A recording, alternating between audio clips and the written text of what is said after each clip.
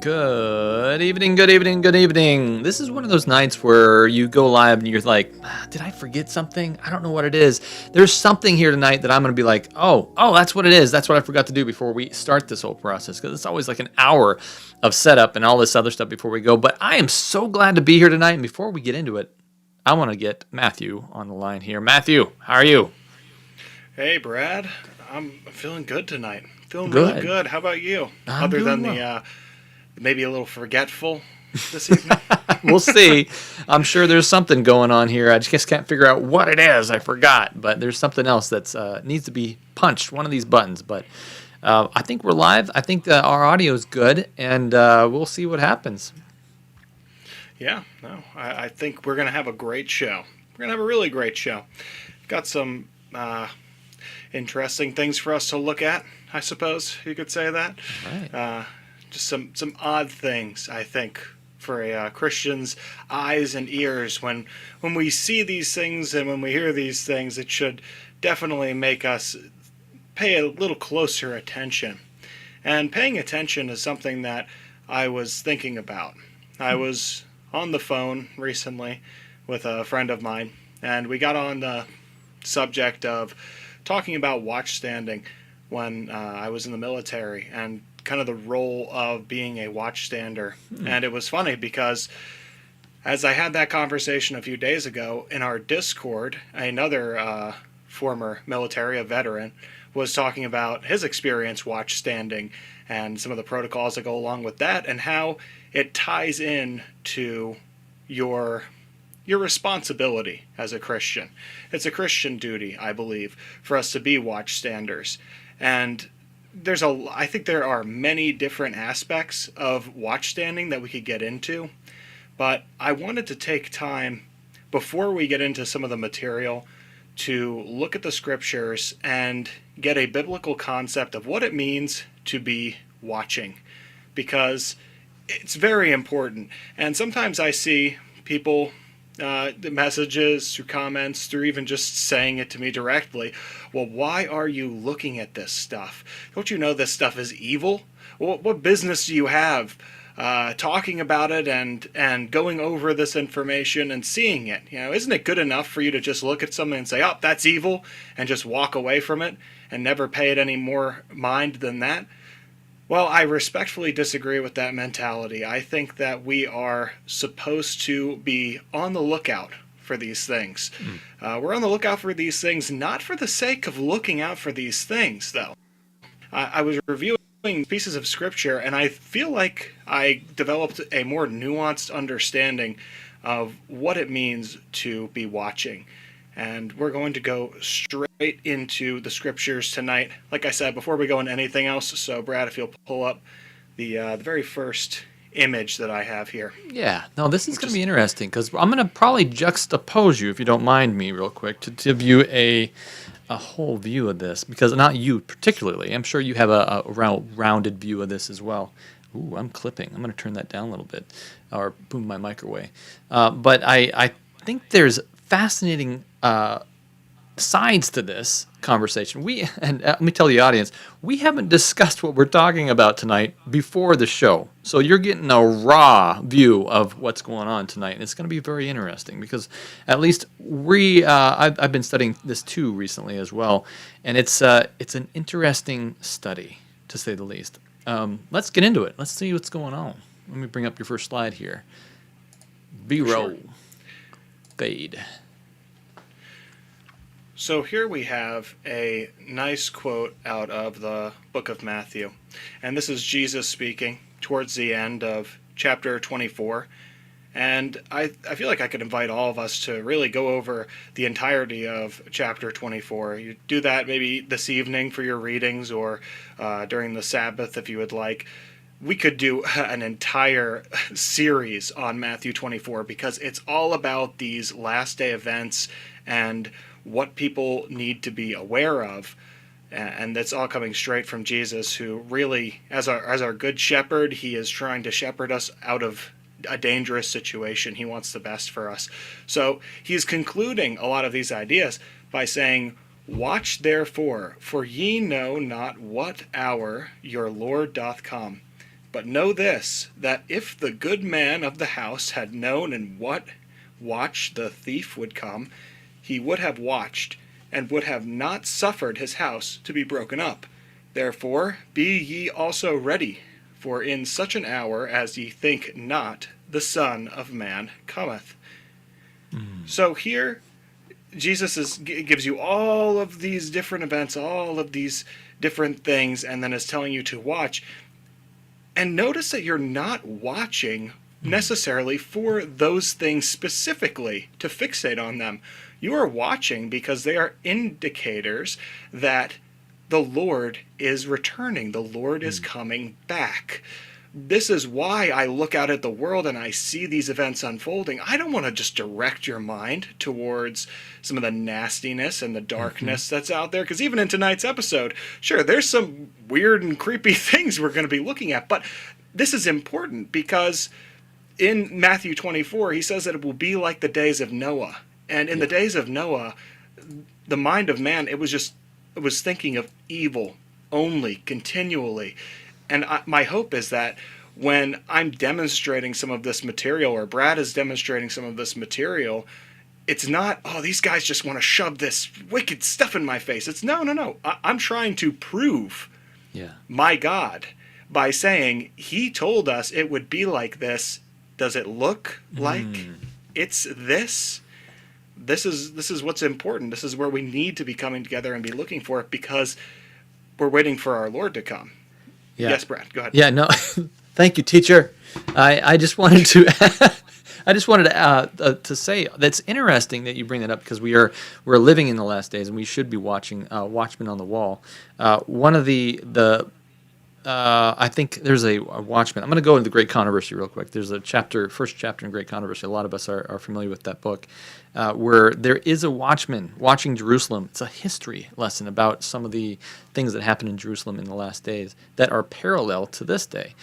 You know, that watchman, he's an interesting character because he got a lot of people out.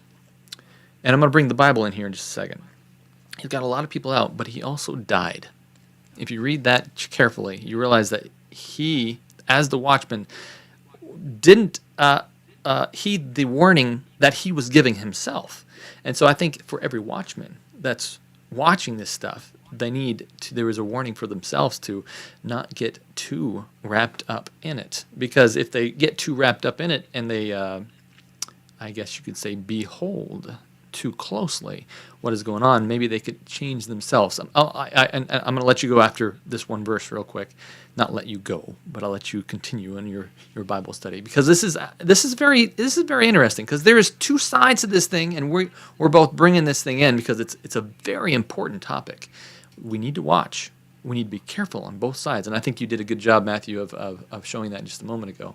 2 Corinthians 3:18. Let's go to there real quick, and then I'll let you continue on. I have a few more, but I'm gonna go there real quick. This is my computer. Let's go to King James. But we all, with open face, beholding as in a glass the glory of the Lord, are changed into the same image from glory to glory, even as the Spirit of the Lord. You know, I think a lot of people have heard the famous quote, "By beholding you become changed. It is a law of our being," it said, the full quote, "if we behold with open faces the glory of the Lord, we are changed into his image. If we let our minds dwell upon evil things, we will become evil." I think this is a law of our nature, because if in heaven, in a perfect world, if there wasn't sin introduced into this life, it would become habitual to be righteous, because we are beholding God all the time. But the law has also the opposite way too. If we are constantly focused on the doom and gloom, we become almost like those worshipers in Roger Morneau's book, where they're like, "Hey, let me tell you about what Satan did. Let me tell you about Satan. Oh, it's great. Let me tell you what Satan did."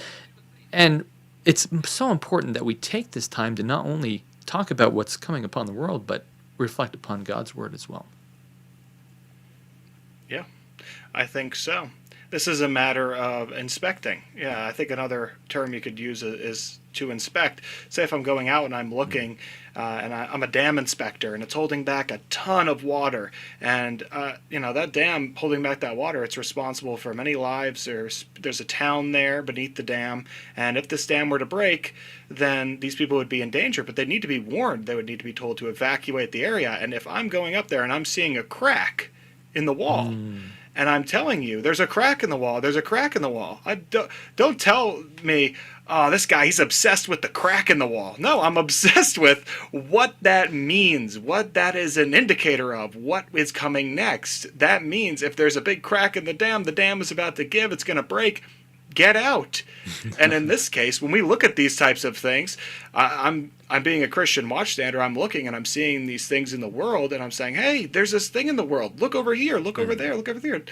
Don't look to me and say, this guy, his mind is consumed by this evil. No. My mind is consumed with what comes afterwards, which I hope that the spirit of that is conveyed, because one of my favorite things to dwell on really is what this world to come is going to look like, what it's going to be like to experience it, what my body will feel like, what my relationships will be like with my fellow man, with my God, with the holy angels of heaven, all of the cool things that have to come. Eternity is going to be awesome. I've said that before, and that's what I mean.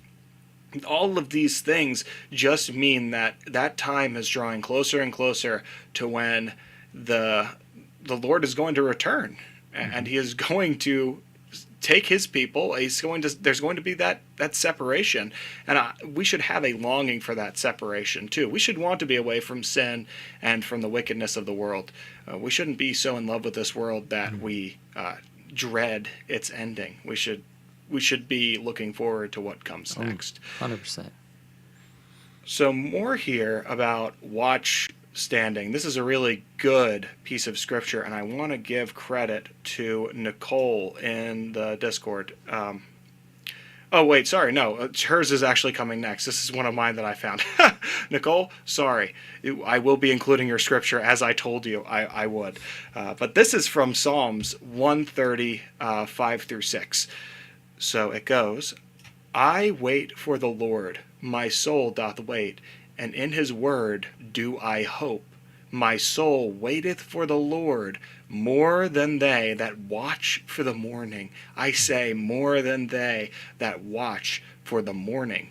Again, we see this parallel. It's being compared with watchstanders who are standing there, and I have this unique experience, and so does anybody else, I think, who was in the military or was in a security detail. But when you're watching specifically, watching for morning, it's a real phenomenon, because I've stood that late night shift where you're waiting for the sun to break and for everything to become illuminated, and all of a sudden things become alive. People start showing up for work, and not only that, but you get relieved. You don't stand watch forever. You have a relief that comes, and then your watch is over. Our relief is on his way. Our relief is Jesus Christ. It's really an awesome thing. But it's also in his word, I hope. I'm sitting here, and it's all about Jesus. It's all about my relationship with God, and how as I stand my watch, and I see the things in the night moving around, and they might be creepy things. You might hear some scary noises in the dark. You might see some weird shapes moving around. But just know, as this night passes, there is a morning, there is a coming of the Lord, and that is what you have to look forward to. Yeah, 100%. Do you have Ezekiel in your notes? I'm gonna bring that one out. I do. I have Ezekiel 33. Oh, I don't have that one. Can I talk about 9 real quick? You have 9 in there? Yes. It will tie in with Ezekiel 33. It will tie in, but you can read it first. Go ahead. Do you have it in your your notes? It's the next slide, yes. It's actually... It's the Are you one serious? Yeah, Nicole, see, there was a little conversation taking place in the Discord, like I said, between another veteran. He goes by Jeff. He might be actually here in the chat tonight. Hello. And Nicole, hello if you're out there. They were having this back and forth, and she just quoted that, and I was, wow. It hit me, and it impacted me, because it was just like, I was just having this conversation, so this is a prompting. All right, do it. Yeah, I was going to bring it up next, but yeah, if you got it, let's do it. Okay. Yeah. Let's look at it. So it begins, Son of man, speak to the children of thy people, and say unto them, when I bring the sword upon a land, if the people of that land take a man of their coasts, and set him for their watchman, if when he seeth the sword come upon the land, he blow the trumpet, and warn the people, then whosoever heareth the sound of the trumpet, and taketh not warning, if the sword come and take him away, his blood shall be upon his own head. And it continues on. Wait, which verses are you on? It'll show in the next one. All right. It was just too long to include on one. He heard the sound of the trumpet, and took not warning. His blood shall be upon him, but he that taketh warning shall deliver his soul. But if the watchman see the sword come, and blow not the trumpet, and the people be not warned, if the sword come and take away any person from among them, he is taken away in his iniquity. But his blood will I require at the watchman's hand. And that's Ezekiel 33, 1 through 6. And notice here again, when we're looking at this scripture, it is the Lord's sword. He's saying, when my sword comes upon the land, again, it's all about God. It's not necessarily, oh, the new world order that they're going to bring in. Oh, they're going to crash the power grid, and they're going to try to starve everybody to death, and Satan's going to show up and become, and try to take the place of the Christ. Yes, I believe those things will come to pass. I think that just having gone over these programs and doing the research, it seems pretty obvious that we are on the edge of a major event here. But to that end, it is the Lord who is coming at all of this. He is going to come and put an end to it. And that is what we're ultimately blowing the trumpet about, is not necessarily all these petty players who wish that they had just a fraction of God's power. No, we're calling out and saying, God's coming. He's going to put an end to this. It's that cry that you see in Revelation. Babylon is fallen. Come out of her, my people. It's time. This is what we're here to do. This is what we're here to say. So, again, just whenever we're looking at this type of stuff, just know that's what's happening. Yes, you're going to stand watch with us. You're going to stand next to me, and you're going to be looking. I'm going to have the binoculars up, and I'm going to hand them over to you and say, hey, you see that right there? Yeah, that's pretty crazy, right? But ultimately, we know what that's an indicator of, and then we have another duty. What's that duty? Raise the alarm. Sound the trumpet, because watchstanding is a two-part process, and sometimes you never get to the second part of the watchstanding process. Most of the time when you're standing watch, 99.9% of your watches will be stood without a single eventful thing happening. I guarantee it. You might be bored out of your mind, but it is your duty, when there is something of note, for you to raise the alarm and let everybody know what is happening. That is what we are doing here. That is why we are showing some of these people who maybe you find them to be less than savory. I myself, very clearly, I'm not a fan of necessarily the Joe Rogan Experience, for example, but we will be watching clips from the Joe Rogan Experience. Why? Because he is the #1 podcast in the world. Yeah. He's broadcasting to millions of people. And this is the mindset that is ensnaring the population. This is something worth raising the alarm about. I want to just give you. I was talking about Ezekiel 9, and I want to completely. This blew my mind when I read it, because what you just said about the sword of the Lord a minute ago, I wanted to stop you, but I didn't want to stop you. was exactly what this is talking about. Let's go to Ezekiel 9, 3-5 real quick. This is amazing, and this is exactly what you just said. Let me pop it over here.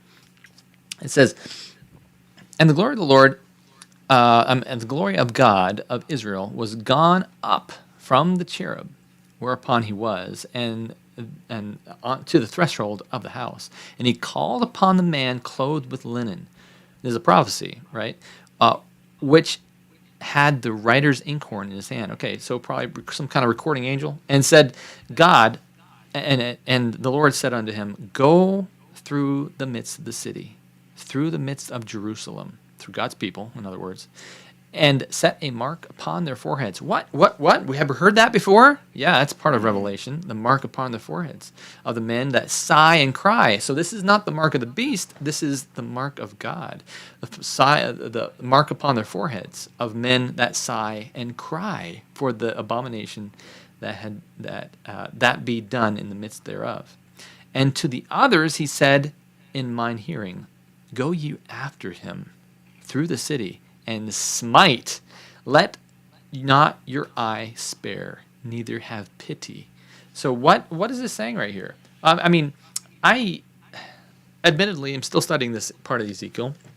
I haven't heard very many sermons on this, but reading what this is happening here, it appears this is talking about the end, and it's saying, hey, look, there are going to be two sides. Sword of the Lord side, and there's going to be the side that is saved. What's going on here? And I could be completely wrong. So I'm not a theology major. I'd have had a good, healthy dose of it through AFCO, Center of Evangelism. But this is very interesting what is going on here, because it parallels what Revelation talks about quite a bit.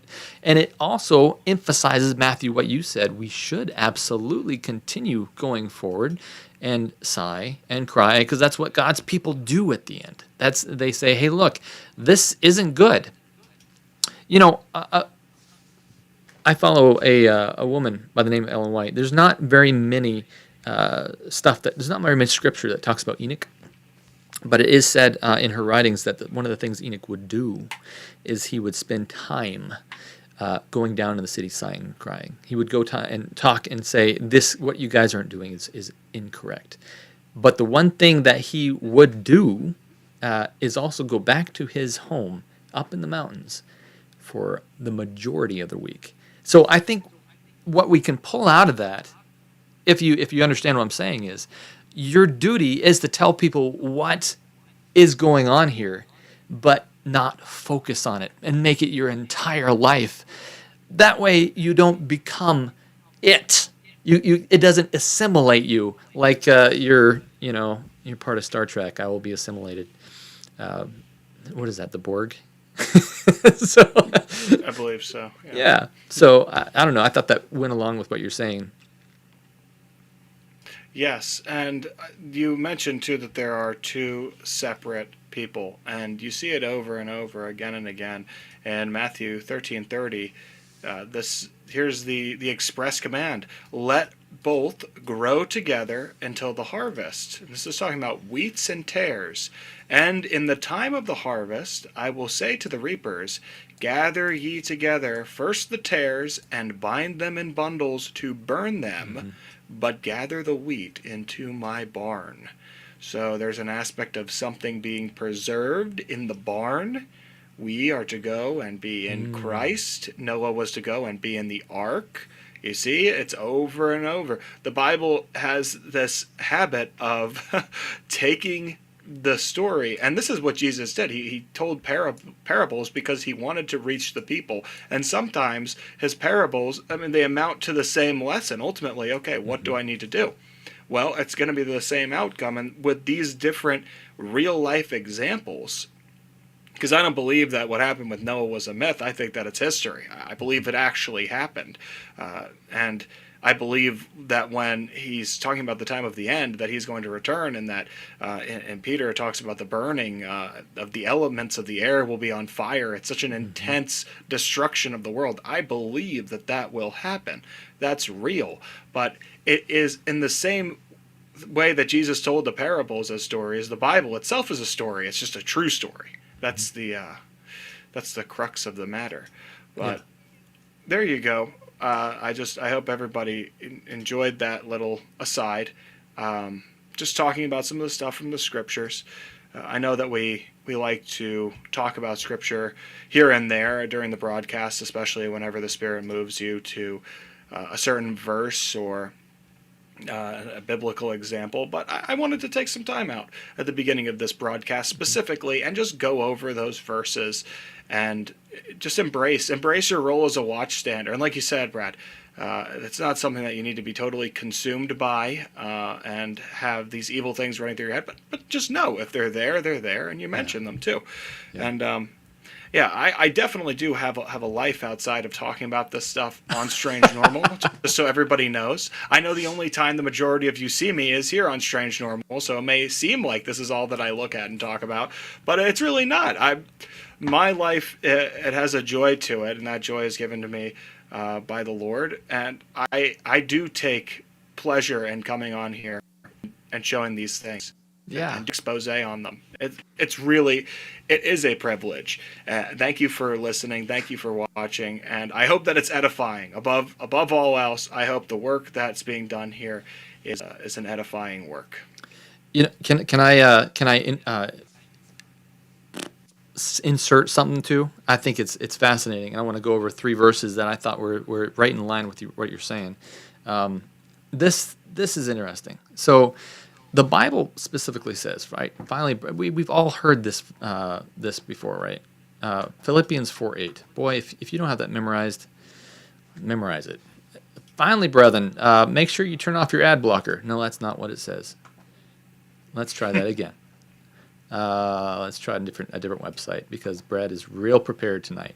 There we go. Finally, brother and sisters, whatever is true, whatever is noble, whatever is right, whatever is pure, whatever is lovely, whatever is admirable, if anything be praiseworthy, think upon these things. That's the juxt of it, right? And also, Proverbs 4:23 says, advise. Let me get this actually going up here. You guys are seeing some raw footage tonight as we just pull this out from our heads.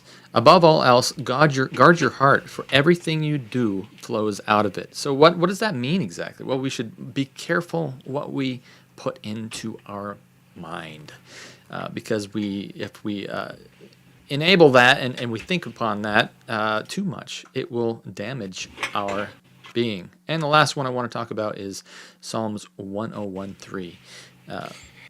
New International says, I will not look with approval on anything that is vile. Boy, did that just change everything? Let's try this. King James. I will set no wicked thing before mine eyes. That's how I remember it. I hate the work of them that turn aside. It shall not cleave to me. Boy, that's a powerful verse. I will not look at any wicked thing on my eyes. How do you balance that? Because there's some things... Uh-oh, Matthew disappeared inside of a... I know. I'm here. I'm here in the microphone. I have no clue. And I'm sorry that this is happening. I have no idea. Nothing changed. Everything is as it was. It just totally is disconnecting. It's saying that my camera's not plugged in. I haven't touched a wire, folks. I haven't done anything to change this situation. It really... Yeah, pray for us. Pray for this broadcast. Some people say, oh, you guys are not very prepared, are you? Look, this is all of the preparation I could possibly do.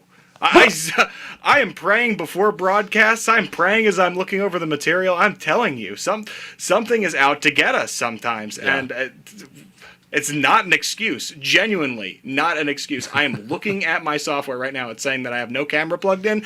I'm looking at the back of my computer, and the cord is going from the camera to the computer. Have not touched it. Nothing has changed. Okay.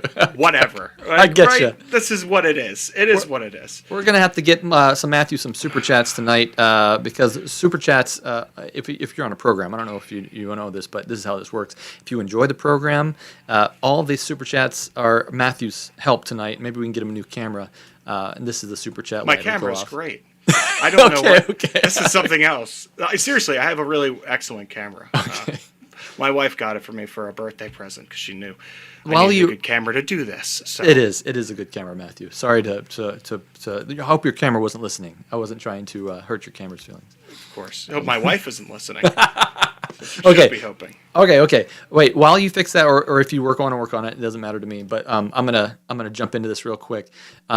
He's still here. We can still hear him, but I'm gonna fade out that black window just for a second. I think it's interesting because what's going on here is we need to be careful about what we put into our mind, and that's super important because we need to look at this stuff. We need to analyze it, and that's kind of why we invented this whole Discord thing, where hundreds of us can get together and we can all spend a sliver amount of time on each thing and go, okay, this is actually what's happening here. So we don't have to, especially me running this program, I don't have to pour over all this stuff and break my mind to try to be a watchman for you guys. That way, everybody in the Discord, in the research group, we call it the Strange Normal Research Group, gets in there and says, hey, look what I found. Hey, look what I found. Hey, look what I found. We make a better show.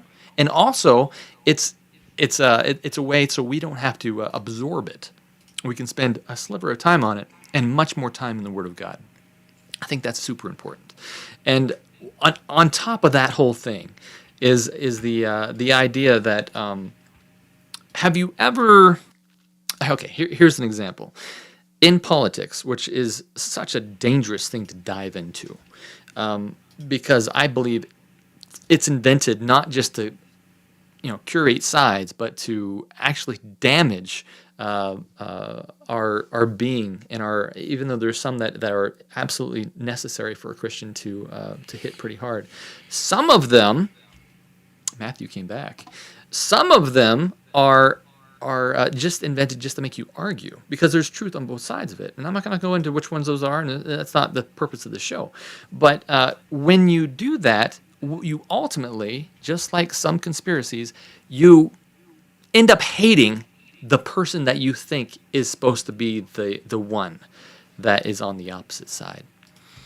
And we can become so consumed. I've seen this in family, my personal family. I've seen this in online. I've seen this on all kinds of other things, saying these people are doing this, and the government is bad, and we should overthrow it. And hey, look, the Bible's specific. You read Romans, it says, don't hate the government. And if we are consumed by this so much that we are hating our brothers, we have sinned ourselves. And so the goal is to look at this stuff, and I think we've kind of over jumped our talk about this, Matthew, just because it's such an important topic to balance this out for this channel, that we need to be careful about how much we put into our eyes, our mind, our ears, but at the same time, we need to know what's going on so we can tell others and warn the world of what's happening right now. And so that's all I want to say. Yes, don't be shy about it. I see there's a super chat. And it is a super chat from Wendy. She says, buying encouragement for Matthew. We appreciate all your hard work, guys. Here's to all the Watchmen. Yes, here's to all the Watchmen. And very much appreciate the donations. They are really great, and they help out a lot. But I need to be buying gold that's been tried in the fire. Amen. That's where I'm at. I need more patience when it comes to this, because even at times like this, when things like this happen, it is so hard for me to not get frustrated. And I used to be a very angry person. I used to be a very frustrated person, and I hate whenever I even have an echo of anger or frustration come up. It really it bothers me. But thank you so much for your super chat. Let's get into a little bit of the news. So Right. Last week I went over World Economic Forum and talked about some of their stuff about information suppression. Well, lo and behold, after some time passes, because it always takes time to settle, usually a good week or two after the fact, some more kind of odd stuff starts coming out. And this is an article, it is from InfoWars. Now, I know that InfoWars can be a little bit contentious or with some people, but this is verified. I went through, I looked, and this is real. Well, Alex Jones, yeah. This one's by Jamie White, who he's reporting on this. And this is legit. This is where it is. So this says, bizarre satanic tapestry displayed at World Economic Forum Davos Summit. What's with the globalists and creepy works of art? I would call them Satanists, but a globalist works too, I guess. Since they want to come together, one world for Satan. Just great. Let's take a look. Let's see what's in here. A curious and disturbing work of quote-unquote art has gone viral in the wake of the globalists' recent annual Davos Summit in Switzerland. It began when journalist Larry Alex Taunton went undercover to the annual globalist confab and infiltrated a conference room full of elites talking about the UN's Sustainable Development Goals. During their discussion, Taunton's camera caught sight of the work of art known as the Walthamstow Tapestry hanging on the wall next to them. Now, this is just a small portion of this particular, and I think it's wonderful that we put quote-unquote art piece, because I don't necessarily know that I consider this art and more of just like kind of blatant messaging. But what they've done here is, this is the right-hand side of the tapestry, and if you go all the way to the left-hand side, there's a very crude representation of a woman giving birth. That's part of why I'm not going to include the whole tapestry. It's just kind of ugly for the sake of being ugly in some ways, and nasty. But it goes all the way through, and there's these two lines. You see this line on top of red, and then there's this line of gold on the bottom, and this gold and this red line come together at the end, and there's like this image of Satan like sucking up all the blood, it seems to be, and the person is dead next to it. Yeah, it's very detailed. There's a lot of stuff in there, and if you look, it's kind of done in this medieval style where all of the things have labels on them, and all of those labels are, generally speaking, they're like institutions or brands or whatever. Like right there, you see on her handbag, it says BBC. You know, that's the British Broadcasting Company, which is the #1 provider of news. And then you have, but it's all like represented through things like the drone. Like, see, there's a drone in the sky, but then there's clearly like a little devil too. And if you look over there, it's very, I was kind of zooming in and looking at different parts of it, but there's a little ship there with this crescent moon, and above it is this little star, this 5-pointed star. It has an eye in the center of it. There's a lot of just kind of, you know, some of the occult symbolism is overt, some of it's pretty blatant, but this is what is on display. This is what I guess passes for pleasant art depiction in the World Economic Forums. This is what they want hanging on their walls. What's going on here? Yeah, very odd, very weird. But this is kind of what they're about. All right, I'm gonna reset it. No problem. That way, the next slide doesn't come up all messed up. There we go. Your dog wants in, Matthew. Yeah, I know. It's okay. He can wait. Okay. Okay. All right. Next one.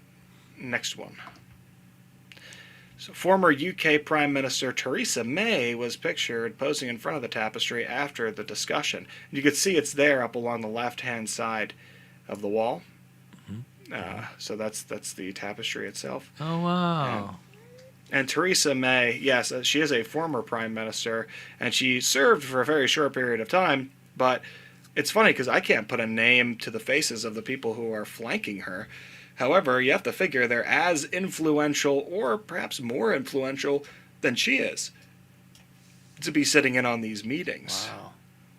It says, the mural depicts in the style of cave paintings and hieroglyphics the journey of a man from birth until death, replete with a number of personified corporations he encounters along the way. The tapestry begins with the birth of a baby along a river of blood that eventually flows into the waiting mouth of the devil, ending in the death of the old man. I've always been interested in the pilgrimage, the journey, and the idea of the journey through life. This is the artist who was talking about it. It said in 2012 at the Victoria Miro Gallery in London. And then I thought about, is this the kind of shopping trip of life? The kind of glossy, sort of meaningless trek from one department store to another that is modern Western consumerism? So he's just chalking it up to, it's just about modern Western consumerism, but it has all these weird symbols and weird things involved in it.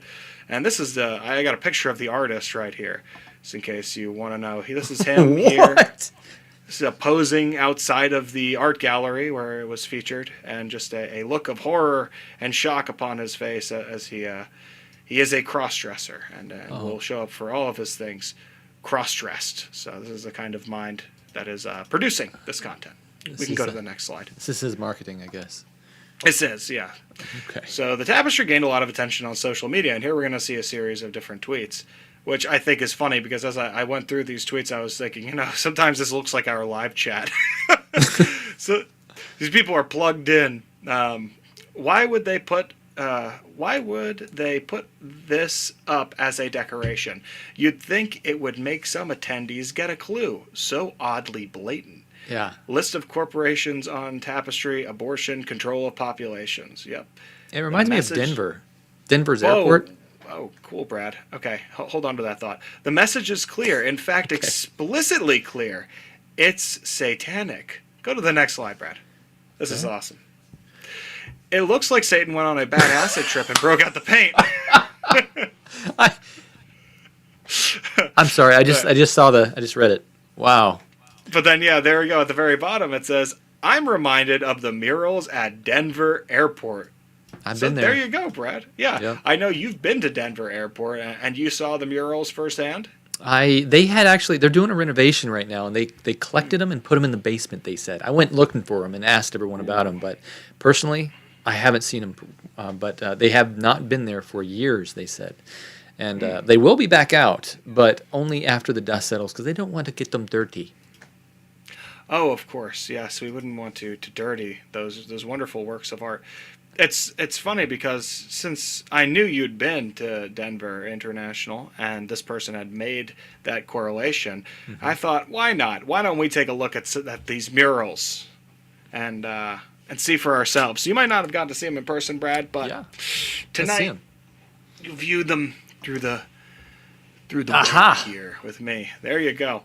So there are two major murals from the research that I did, and this one is called "In Peace with Harmony," in peace harmony with nature. So it's got two sides to it. Peace. This is the destructive aspect. So you have this is a before kind of rendition. So what we can see here is there are fires and it's burning down the forests, kind of reminiscent of those wildfires. There's farmland there being farmed, because we all know that farming is bad and you should not be working the earth for your food. That is a no-no. Wow. These days. But some of the other things too is just the endangered species that have died, which I take no pleasure in. God created such beautiful animals, and I know that some of them are no longer around. Really looking forward to seeing all those species of animals that we're missing out on. And then up there you have a Quetzal, which I didn't know. I wanted to look into that more. I know that there's a Quetzal. It might be how you pronounce it if it's Spanish, because there's that Spanish. It's not Spanish. It's a Mayan god. I think it's Mayan or Aztec, but Quetzalcoatl. It's spelled kind of Quetzalcoatl, whatever, which was like a serpent with wings, but it was often depicted as like a flying thing. I think it's probably just a bird, but I don't know. I kind of drew my mind to it, whatever. So you have all of this terrible stuff here, and not only that, look at the people who are dead, and they're kind of like clutching onto these relics as well. Oh, I didn't even notice them. Wow. Put to death. It's kind of like the different cultures from around the world, and maybe I don't know how they're dying out. Those old ways are dying out. The old paganism, maybe. I don't know. Often in Hollywood, I've heard people like writers say that they get their inspiration and get their inspiration through dreams that they've had. And we know through studying this ufology thing on this channel that oftentimes these dreams can be implanted in you, and they know this. This is dreams and visions that they're having, that they're in ships. And so I wonder. It makes me wonder if this person. I mean, what's going through their head when you're making this artistic drawing that's so beautiful and peaceful?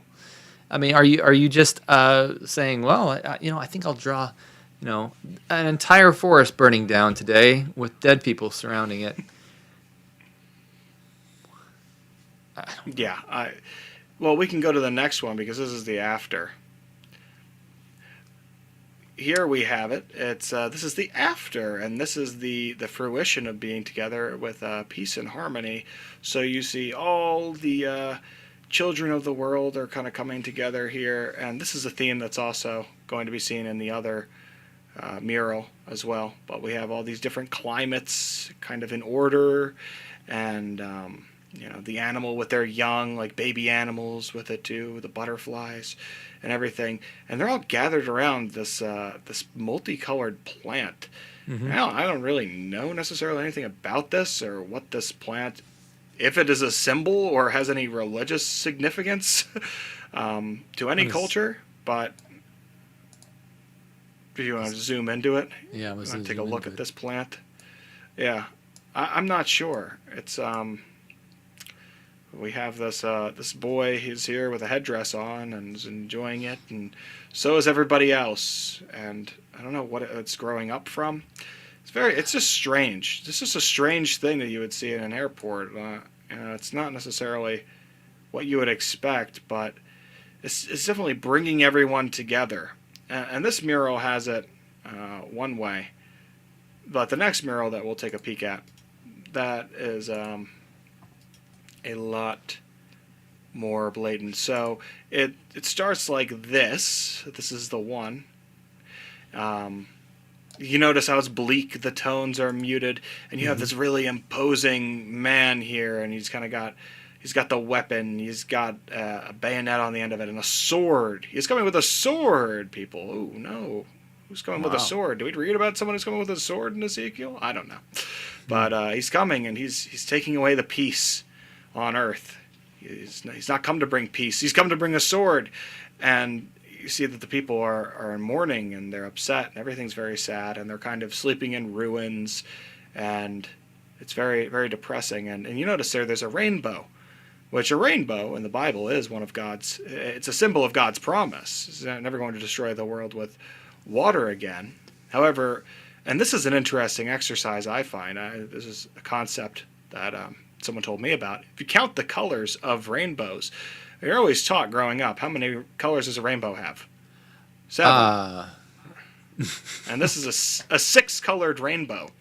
And I'll just say, you find 6-colored rainbows also for pride rallies and that type of a thing. So the acronym... Yeah, sorry, I didn't mean to step on you. Go ahead. No, you're going to say Roy G. Biv. Are you reading my mind? Well, you mentioned an acronym. What in the world? But go ahead. Run it through. By the way, you've been still for quite a while. That's okay. Okay. Yeah, Roy G. Biv. Let's see. Red, orange, yellow, green, blue, indigo, and violet. Red, orange, yellow, green, blue, purple. Indigo is missing, and then you have violet. Huh. So indigo is a unique color, and it's kind of in between. I've also heard people say that indigo is it's the color of royalty. It can also be like the color associated with the law as well. So that's what I was thinking. They speculate that the removal of indigo may be a removal of God's law, that we can still have the rainbow without the law behind it. Wow. Wow. Yeah. So that's a concept that I had heard a while back, and it makes sense in some ways to me. Let's see what the after is. Oh, wait. Before we do that, I'm going to show indigo on the screen here. This is the color of indigo, in case everyone's wondering. Apparently some birds are also indigo. I just typed in indigo into Bing just to make sure we were checking on that. And Matthew, I don't know how, but magically you're back and running again. Oh, don't say magically. Say miraculously. Right. No, it's okay. Let's see the after. So that was the before of the mural, right? Because like I said, there's always a before and after. So this mural is called "Children of the World Dream of Peace." And what do we have? Everyone's coming together and they're saying peace, peace, right? And if you look down there, that big, scary, imposing man with the sword, yeah, he's been brought low.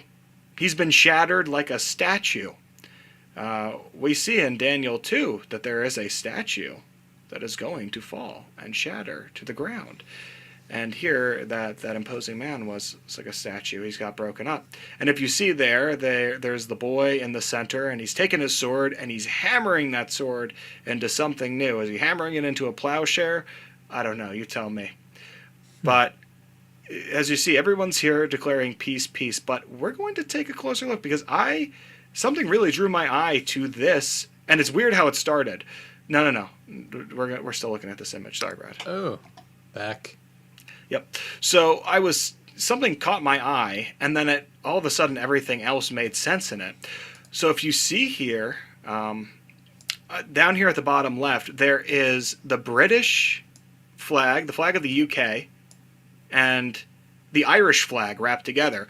Now, I have Irish heritage. My father is an Irish immigrant. I'm a first-generation American, and there is a lot of bad blood, a lot of bitterness that has gone on between the UK and Ireland for many centuries, and it's kind of based off. There's a lot of reasons behind it, politically speaking, but Irish people have gotten the short end of the stick in a lot of different situations. Even here in America, there were signs that said, Irish need not apply, and really kind of, really grotesque images kind of Irish people. But this is here them coming together, and they're bundling up the swords of war that they were using to fight against each other, and they're wrapping it up in their flags. And their flags are really only good to bundle these swords now, and they're bringing it into the center. Now go over to the left a bit. To the left a little bit. Am I going the right direction? Because this is to the right. This is the right. Okay, so that's we're what I going to thought. go other direction. So over here we have, in this corner, this is a Pakistani flag and an Indian flag. And if you know anything about the border relations between those two countries, there is a lot of strife. But here we see them embracing again. They're using their flags to wrap up the weapons of war. Up top, you can see, I believe this is Iran, and I want to say possibly Iraq there together, bundling up theirs as well. So it's indicative of all these different conflicts that have gone on. Now look at the right side, and you'll have to scoot left for you. Yeah, but look at the right side. Look at these flags. This is so crazy, people. This is what we are seeing right now. Down in the bottom front, we have an American and a Russian bounding up their swords together to bring for the destruction of the swords. On the right-hand side, we see the Israeli flag and the Palestinian flag. And they are coming to settle their discrepancy. And this one was really wild. This is when it really hit me, and I was like, wow, this is how you know they know something. Up at the top, right there, you see the Chinese flag and the flag of Taiwan. Oh, yeah. And they're bringing their weapons in. And what I've been saying for a while, and I don't know how much I've talked about it on air, but in my private conversations I'll bring it up. I think there's three major war fronts that you can expect. The NATO powers and Russia, which we've seen that boiling over. Palestine and Israel, which we are seeing escalations of that on a daily basis. But that Chinese and Taiwanese conflict is bound to happen. I don't know if you are familiar with that part of the world, but take a look at the map. They are so close to each other. It's the same way that, you know how the Hamas attack happened on Israel and happened in a single day and it changed everything and now we have the whole conflict? That's all it is. It's a short little boat ride. It's a short little plane ride to get from the Chinese mainland to Taiwan. Everything in that area could change in the matter of minutes. And I fully anticipate that to happen. Just a heads up to all of our viewers when that goes down, because I am so certain that it's going to be part of the World War III, the war to end all wars. It's going to be a thing. But it's prophesied here. This is not necessarily, God has prophesied it on the overall picture. We know that this is the wars and rumors of wars, but here we're getting kind of specific, and I believe this was a mural put in place by the enemy. Now, I don't know if it was commissioned necessarily by a war council, but it's very possible that the artist could have been influenced by evil powers or something like that. Yeah, who knows? I just thought that was crazy. When you really start looking at it in detail, you can see all of those conflicts coming together. And that's just, that's it, man. That's it. So, so none of these, how old are these paintings? That's what I want to know. I'm not sure how old they are. I don't know when they were commissioned, but this one, like I said, the name of it is Children of the world dream of peace. So just look up when that was completed. Yeah. Completion date. According to ChatGPT, approximately 7,000 to 10,000 years ago, according to the carbon dating. No, I'm kidding. No. Totally off on that one. Let me see here. I'm gonna go to my Indigo real quick, and let's go. What's it called again? Denver International Airport mural. Children of the world dream of peace. And it's just that date painted. Yeah. Let's see what they say. So this is the images, but that's fine. It's at 19. Did I see 1994? Year 1994. Ah, I think you're right. So 1994. That was 30 years ago. 30 years ago, folks. And it's more relevant today than it ever was when it was first commissioned and painted. Crazy. Fascinating. Right? Yeah, that's really fascinating. There you go. So the other thing that I wanted to look at was another kind of semi-dated art. It was a cover of The Economist, and it comes from 2012. And shout out to What's Up Prof, the crew over there, because this is how I saw it on their broadcast. But it just came to mind because I thought it tied in so well with the murals and everything we're seeing through this artistic medium. So we pull up that cover of the magazine. We can see this is what it was, and it was called, what was it? A Rough Guide to Hell. A Rough Guide This was to the Hell. name. This was the name of this particular publication. It's The Economist, but this is what they titled it. It was like a special edition, and they called it A Rough Guide to Hell. But look here. So a lot of these people that are depicted and the issues that they're facing, this was done in 2012. They are still relevant today, as they ever were. You see Kim Jong-un there playing with his. Are you kidding me? Playing with his missiles. So that's a guy that I think he's always hanging out in the background, always making threats. But okay, there's got to be a point in time where he finally gets a missile off at someone, right? I think so. You scroll out a little bit. We'll take a look. Some of the other stuff. The U.S. guzzling oil there, which Are you kidding me? Is the sin of gluttony being shown. And it's funny how the oil has played into the currency, right? Because oil is more than America just demanding oil. It's the oil dollar. That's really how the United States has any economic power. It's because they're kind of holding the world hostage in some ways. Here, scroll down a little bit down here to this bottom part. So this was really crazy. It's it's like the X Factor or whatever, and there's like demons performing for demon judges, and there's Simon Cowell. Oh man.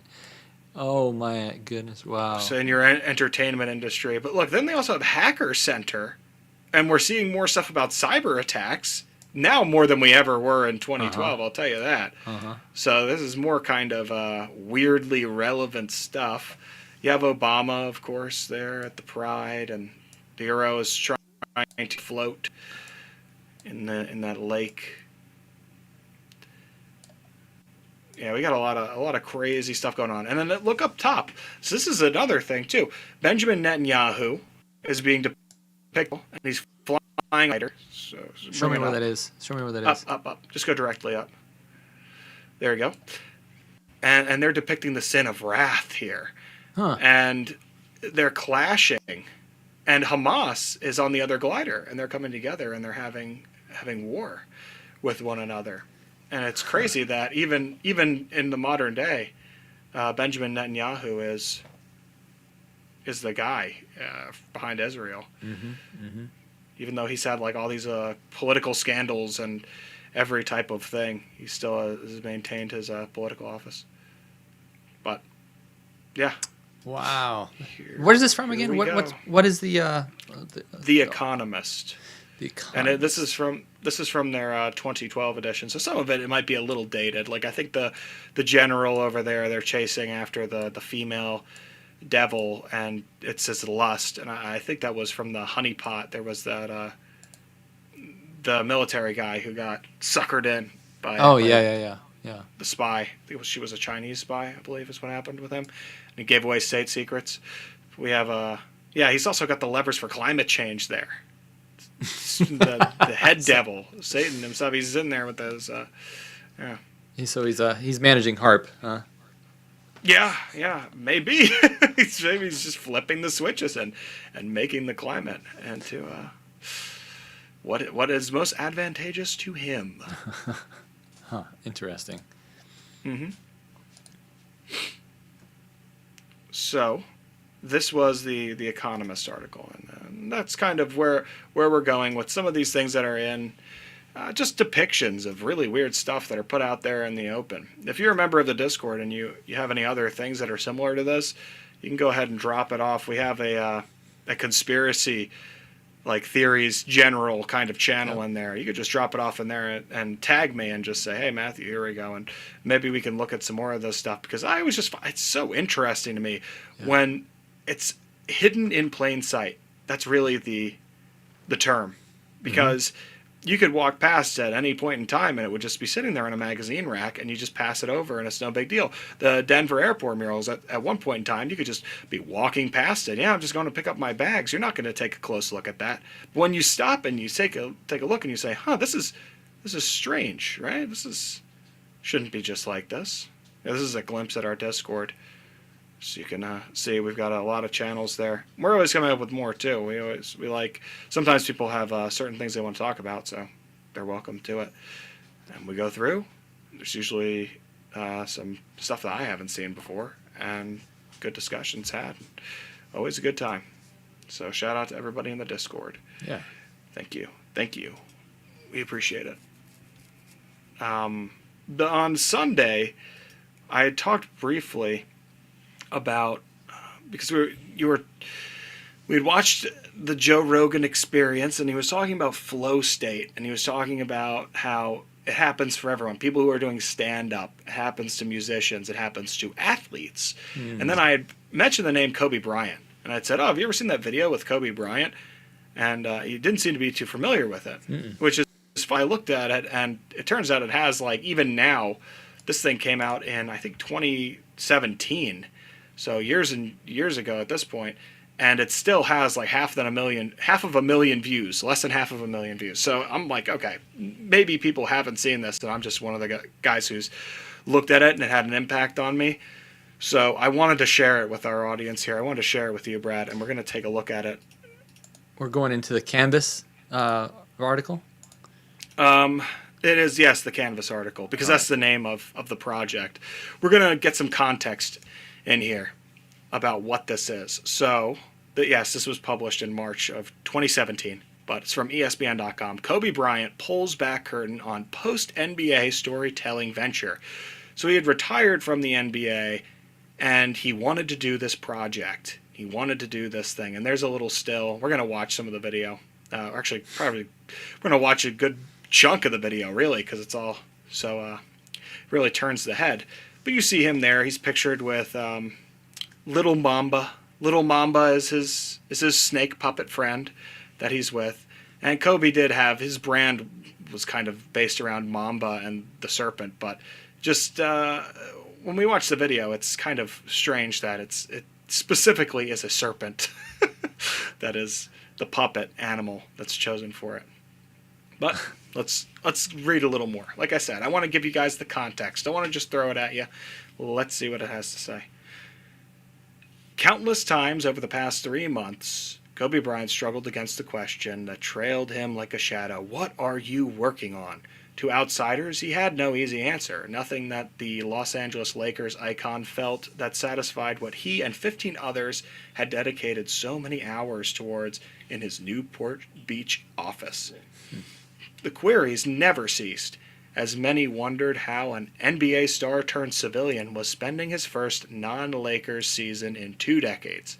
More specifically, people wondered what inroads he'd made in the storytelling realm, the one that he said throughout his final season would occupy an obsession that once belonged solely to basketball. He could have made passing references to Fantasia and Sesame Street, both inspirations, or mentioned going over dialogue with his 2 young daughters. He could have explained that the Los Angeles Children's Choir sang in the opening sequence, or how and why he picked the colors in each scene, for they all represented different emotions to convey. Green meant learning and growth, red was passion and aggression, purple was curiosity. So there's a high level of involvement that Kobe Bryant had with this project. He was credited as the writer, the director, and the producer. And he did it for ESPN. This is what, when we talk about media, folks, when we say that there's nothing in media is accidental, it's saying here, even down to the very colors that are being shown on the screen, they are meant to invoke certain emotions. They're meant to bring out a response in you just by seeing the colors. No one even needs to say anything. But that's crazy, right? Do you have any questions so far? No, this is fascinating. What's he going to do with this? What's he going to eventually say this is all about? That's what I'm curious about. Well, let's read a little more of the article, and then you'll get to see for yourself. Here he was bringing to life an idea that he had carried for 3 years, the concept of a personal cage filled with everything that drives anyone, good and bad, light and dark muses, as he calls them. Yes, it was better for someone to see a glimpse of everything being developed in person, which is what Bryant relayed to Kevin Wildes, ESPN's vice president of original content, a few weeks before Sunday, when Bryant unveiled the finished product, a 10-minute video presentation titled Canvas City Muse Cage, which aired during ABC's NBA Countdown pregame show. The key is to see the potential, Bryant said by phone via Saturday, just after applying the video's final touches. When I go into ESPN and say, well, it's a puppet and so forth, they kind of look at you like, what? So when I went in and said, I want 10 minutes, they were like, hold on now, that's kind of crazy. I said, listen, I have to have these 10 minutes. Trust me. So he was really going all out on this and saying, I want this message out there. So what we're going to see is something that he believed in. It's not just a passing thing. It's not just I'm bored. I'll cook this up. This is something he really wanted to talk about. Later on in the article, we have this little, I think this is a telling little paragraph. You're really drawing my curiosity here. I can't wait to see this video. What is he going to show? He says, it just makes sense to us, Bryant says, referencing the group that he also worked with on his 2015 documentary, Muse. If you talk to us, everybody that worked on it, it's like, well, why wouldn't we? You have an idea, and then you go with it. And then it's like, oh, we think we can make it better. And you just create. So it wasn't even a thought that this was risk-taking or anything like that. We just let the art lead us. And where it goes, it goes. The art lead us? Okay. All right. Let's see what's happening. Art shall lead. The art shall be your leader. No. Yes. So now... Now we are going to dip into this. I've chopped up some of the presentation, but we're still going to watch a pretty good bit of it here. This is Kobe Bryant's Canvas City Muse Cage. So this is the opening sequence right here, and we'll just go from here.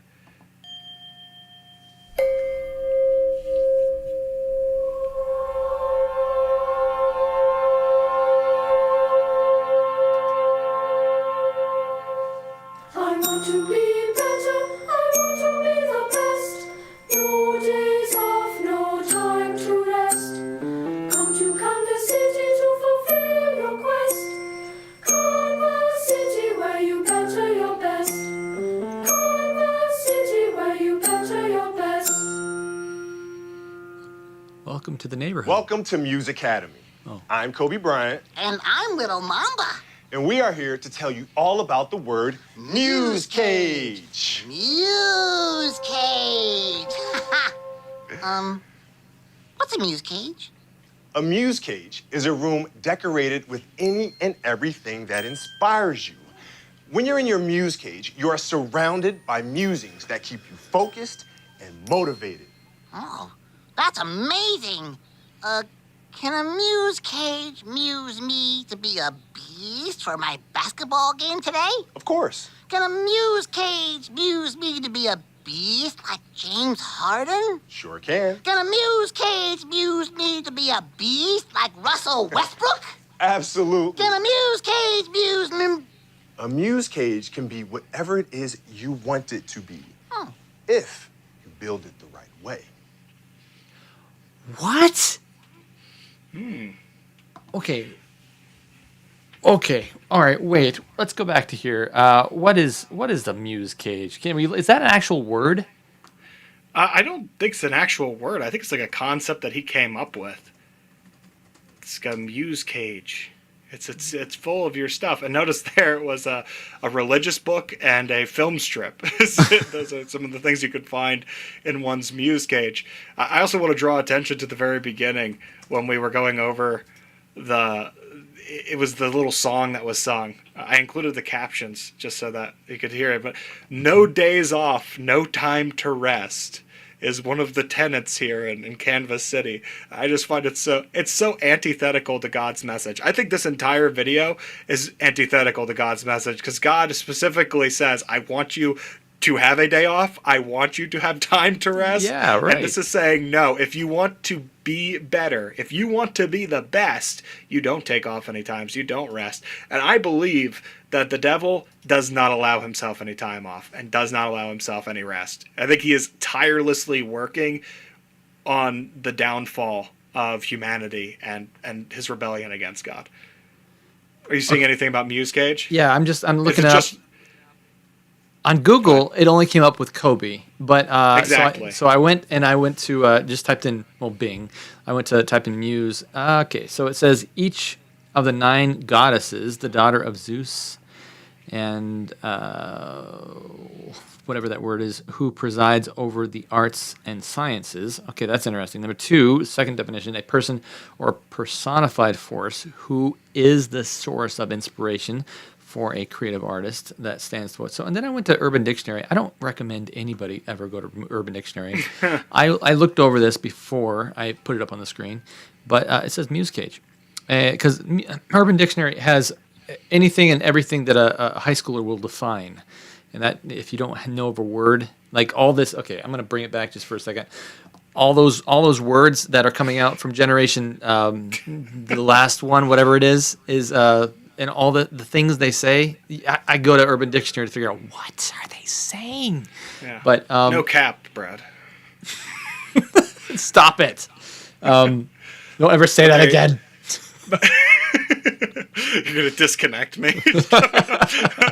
Oh, that's the end of Fireside. But you can see here, Muse Cage, it's not like a real word. That's what I found in my researching. It's like a Kobe Bryant phrase that he came up with. What is Nezarek? You click on that. No, I know. I don't click on Nezarek. I don't click on anything on this site while it's open. I know this Fair site. enough. It'll lead to some bad things. Yeah. I don't spend a ton of time on Urban Dictionary, so I believe you, though. Yep, I'm glad I didn't click on that. Okay. And we're back to the show. Nice. Okay. So that was the opening part, and we see there that a Muse Cage can turn you into a beast. You can be a beast. And we see that. That's like a common phrase that's kind of crept into athletics and all over the place. They talk about being the beast, being a beast, and they talk about being the GOAT. And I've actually heard more recently a phrase pop up again and again. When someone is doing really well, playing really well, they'll say, man, he's a demon. He's a demon out there.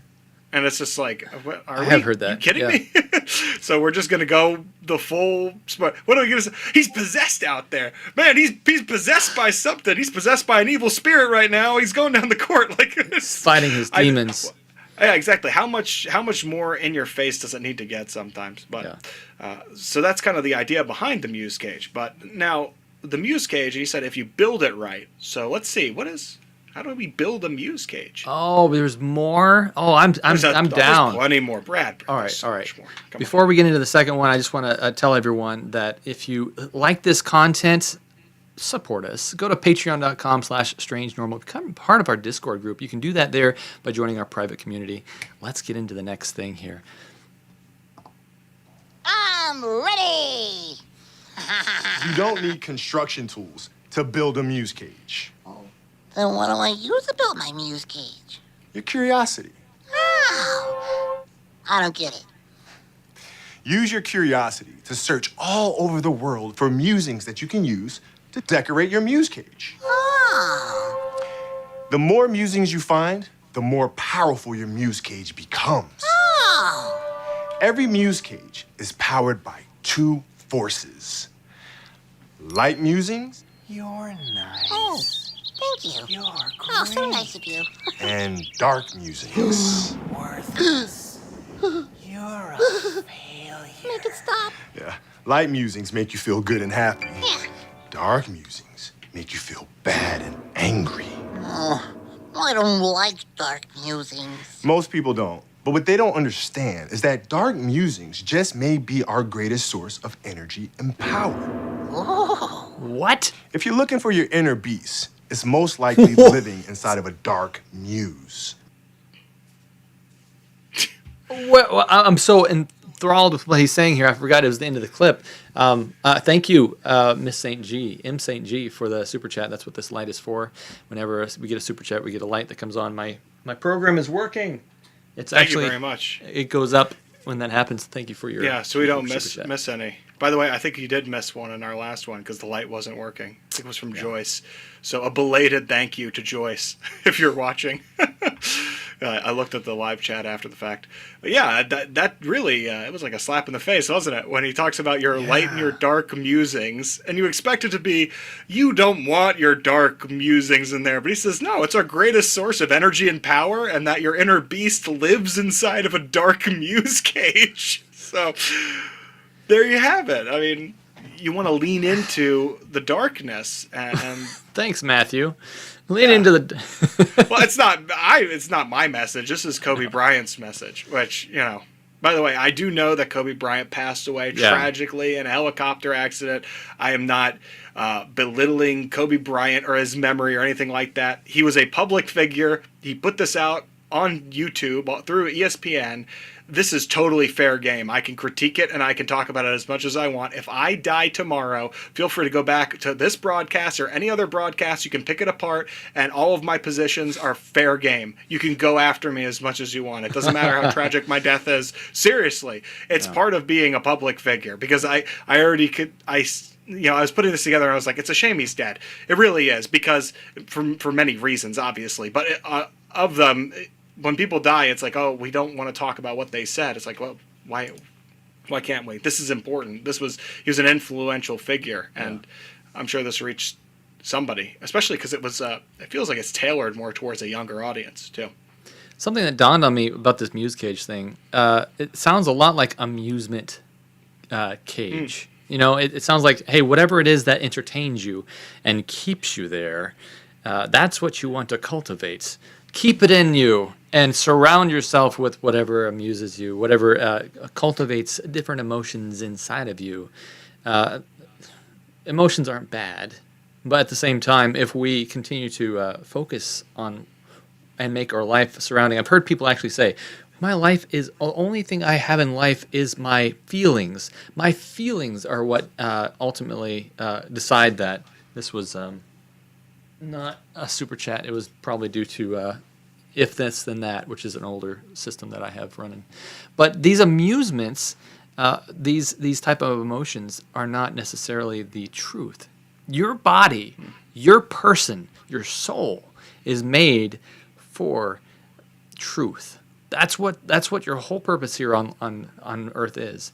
Truth. It's not made to entertain and have fun. How much fun you're having and how much you can get from someone is the exact opposite of what a Christian walk should be. It should be, how much can I give? How much can I do for others? How much love can I spread? So, yeah, I agree. And to the point of emotions, specifically negative emotions, because it's funny, I had a conversation recently with somebody, and we were talking about frustration and anger, and how will we feel frustration and anger in the new earth? Will that be a sure. part of our part of our lives? Well, I don't know. I don't know if we will necessarily. But the person, he brought up an interesting point and said, well, God gets angry and God gets frustrated, and if that's a part of God's character, because he does, in all fairness, he does. Well, we can anticipate that being a part of us in the future. But I ask the question, what does God get angry about? What frustrates God? Sin. God is sin. He's angry. He's frustrated when there's disobedience, and he's frustrated about it because it leads to sin, and that's what makes him angry. That's what makes God wrathful. He's not necessarily angry because I can't get the screw in. I'm screwing it as tight as I possibly can. I can't get this thing in, and then you throw the screwdriver across the room. That's not God's character. He's not getting frustrated over something like that. He's getting frustrated when he says, "Thou shalt not kill," and somebody walks into a convenience store and blows away the cashier. That's going to make God upset. That's going to make God frustrated, and rightfully so. So I think those negative emotions, is it possible that they are we'll call it a good thing? It's not necessarily good that you're experiencing them, but they can come from a righteous place. There's such a thing as having righteous anger and frustrations. Being sad. I don't like being sad. Nobody likes to get sad and cry. But if you're sad for the right reasons, if you're mourning the loss of somebody, or you're sad because of maybe certain choices people are making, that's what God is upset about. Jesus wept when he heard that Lazarus had died. He feels sorrow when people turn away from him and are disobedient. So in that way, those negative emotions are valid, but I don't think we necessarily need to turn around and say, let's make them part of our greatest source of energy, and we need to dwell in them and live in them, and our inner beast can be unlocked through them. Because that's not sound advice. It's Right. not good. I've heard someone say one time that, there's going to be times, even in heaven, when we're both reaching for the same exact fruit at the same time from the tree. There's going to be conflict, but we're going to handle that conflict differently. There's going to be times when we're both wanting the same thing, maybe, ultimately, it's how we treat other people, how we handle that, and how things happen. Emotions are a part of daily life. That's just how it is. But the ultimate message, one of the main messages, even throughout the whole scripture, is you can handle. You can be higher than your brain power. You can decide what emotional state you're going to be in. There are going to be times when it's almost overwhelming, but God says he's with those people at all times. There's terrible things that happen on this earth, but I do believe that conflict can be overcome. Yes, I agree. And you don't need to have conflict over silly things like playing in a sports game anyway, where you should just be enjoying it, really. That's a massive, I feel like, yes, those guys do work hard in the NBA, obviously, but you're getting to play basketball for a living. Wow. I mean, there are guys out on an oil rig right now. Your lives are diametrically opposed in a lot of ways. We're going to go back into the video because there's another musical segment that is going to happen. And I included some captions for this musical segment so we can look at the lyrics. And pay close attention to the imagery that is going to be used here. Because, you'll see. You'll see. It's something else. Here we go. I don't know. I don't like feeling bad and angry, but I do need to find my inner beast. What? What should I do? Do.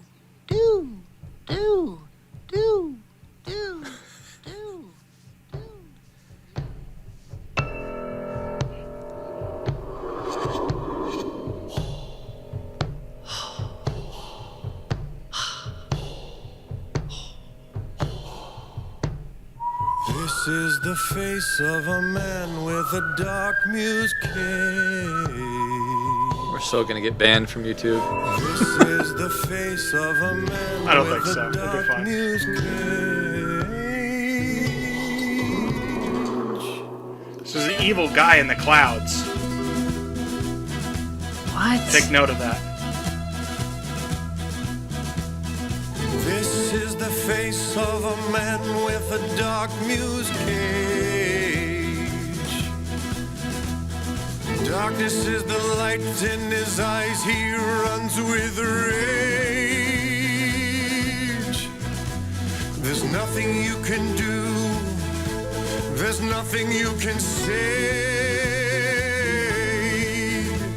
Hatred is the love in his heart, he plays with hate, hate, hate, hate. So the evil, ugly being in the sky is ruining your day. He's casting hate upon you. This is the face of a man with a dark muse cage. Darkness is the light in his eyes, he runs with rage. Everything you do, everything you say, he will simply use as fuel to power his game. Wow. He will simply use as fuel to power his game.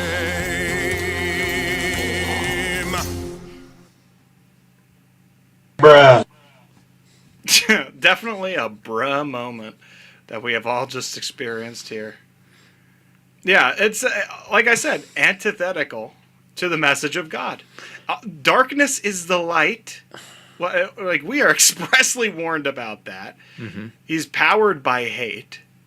Like I said, also the fact that we chose to have a little ugly, like monkey-looking man in the clouds who he hates you, and he's going to throw all these obstacles at you, and he's going to injure you. And go ahead. Well, not only that, but throwing lightning bolts is a natural signal. They have Zeus, right? Throws lightning bolts down and stuff like that. It's a god. So when you look at that, you think, oh, it's the guy in the sky that's going to throw lightning bolts down at me. Obviously, we're talking about a god here, and and the whole lyrics just set that all across the board that show that there's some significant symbolism here. And so, what do you make of that? I mean, do you think he's trying to? How does that combine with Muse? That's what I'm trying to figure out. What does this Muse case have to do with a god in the sky that's going to try to trick you and destroy you? What's he trying to say here? Yeah, I think a lot is being said here in this special that he put on. And this was a very passionate project. Keep in mind, the art was simply leading them through this process. And the fact that we're talking about muses, and that muses traditionally were understood to be little gods and goddesses that were inspiring you and putting thoughts in your head, I think they may have been inspired here by some legitimate muses. So we'll continue. The song ends, and we must go on. This is Okay. By the way, if this is your first time here tonight, thanks for joining. Let me see. Put a number 1 in the chat, in the live chat, if this is your first time here, or maybe a second or third. But I'd like to see if there's anybody here that hasn't. If it's not letting you send a number 1, 2, or 3, or whatever number you decide to put in the chat there, hit the subscribe button, because you won't be able to put a number in the chat unless you hit that subscribe button. We have a significant amount of views tonight, and I appreciate that. Good to see everybody here. Matt, 442 watching. Are you? What do you think about the end of this? Or not the end of this, but what do you think about? Oh, you got more. This is quite a bit more. Yeah. Wow, I'm looking at your script here. All right, let's keep going. Yeah, we can. Let's keep going. So this happens after the song. It's a catchy song too. We use songs often to instill things in our head as well. It's funny. I'm teaching my kids the alphabet, so of course, what do? We sing our ABCs, and it works. I mean, my son, he knows the alphabet like the back of his hand, and he can identify most letters now. And it really was effortless. It was just a matter of being engaging with the material. So now that we've been engaged with the material, let's see what the next step is. This is wild. Destroy, dominate, destroy, dominate, destroy, dominate! You okay, little mamba? Yeah, I'm dark musing. This is the face of a man with a dark muse case. Darkness! Dark musings alone aren't enough to destroy the competition. If you truly want to dominate, you're going to have to learn the game at a higher level. Who are your favorite players? Russell Westbrook and James Harden. Not you.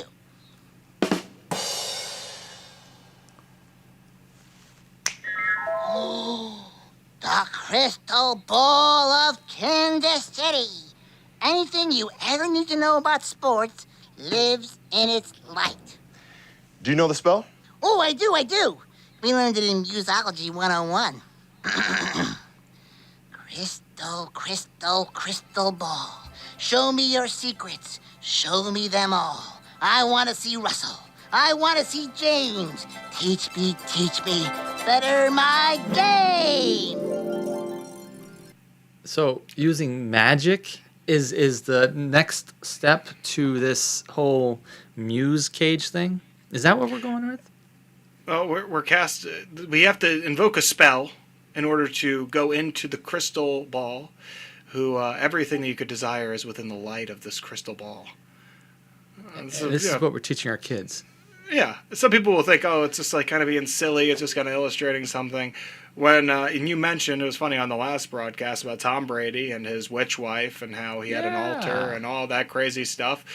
Do you think he's the only one practicing that type of stuff behind the scenes? Oh, good point. Yeah. Wow. I don't think he's alone. I think that people become these really big names in their whatever avenue they're in, and they definitely have something in their corner working for them, which, ultimately it's not working for them. The only reason that any fallen angel is benefiting you is so that you can achieve their ends. And as soon as you're dried up, as soon as you've served your purpose, you're out of here. Yeah. But we're now inside the ball. We're inside the crystal ball. And we're going to see, this is kind of a little presentation. And it was an interesting little thing. I mean, I'm not like the biggest fan of basketball, but what they did was they basically took a game that was being played and they went over two of the players and how they're interacting and how they're basically walking you through different points and different plays, how they're attacking and they're destroying the defense here. Yeah. So the wording I thought was just kind of this is weird wording to definitely go off of. But let's see what this is. These are some players in practice, and we'll go with this. These historical numbers tell the story of what they do, and that's inspirational in itself. But a muse cage isn't complete without also understanding how they do what they do. Your next option is to play the action extremely soft by having the guard defending Westbrook go under the screen. You pray to the basketball gods, he has an off day from 3. The gods don't hear you. Your big was too far back in the first strategy and too far up on the second. You decide to split the difference.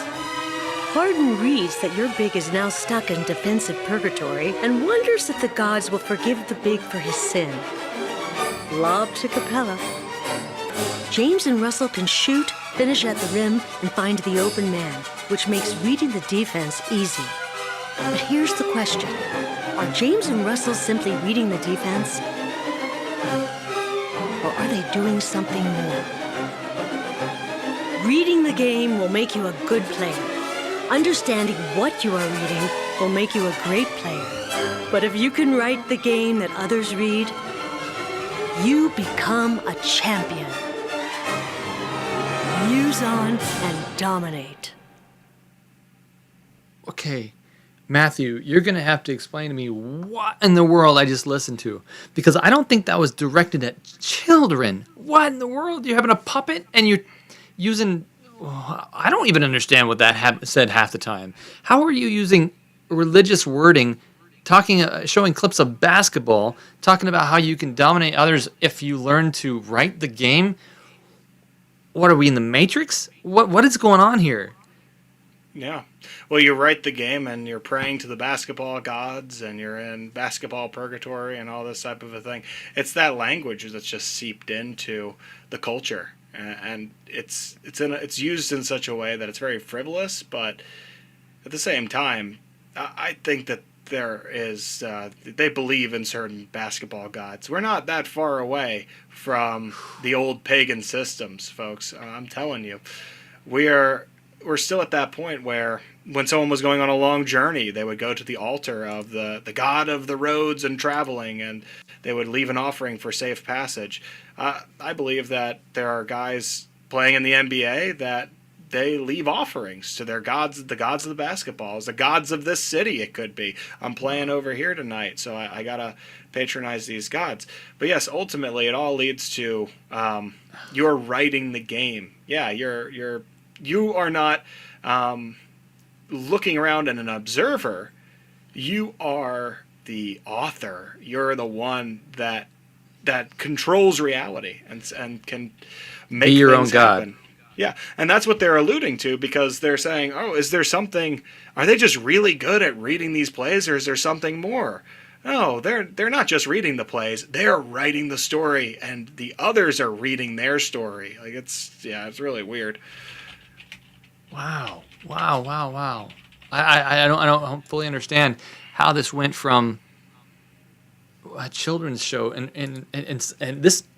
I'd have to watch this several times, this last bit, in order to really analyze it and understand what they're trying to say here.